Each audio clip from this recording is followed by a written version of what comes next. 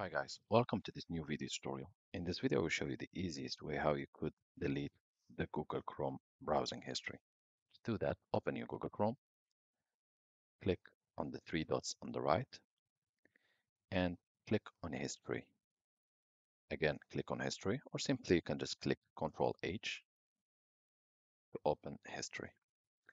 Next step, on the left panel, Clear Browsing Data. Click on it and select.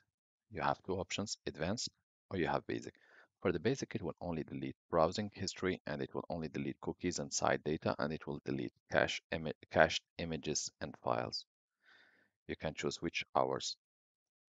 And for the advanced, you will have browsing history, download history, cookies and other site data, cached images and files, passwords and other signing data, etc. So you can select which options you would like. Also, you can select from when, all the time, plus 4 weeks, 7, 24. Once done, based on which one I have chosen, click Clear Data. Once done, it should be all deleted. Thank you guys for watching and talk to you soon in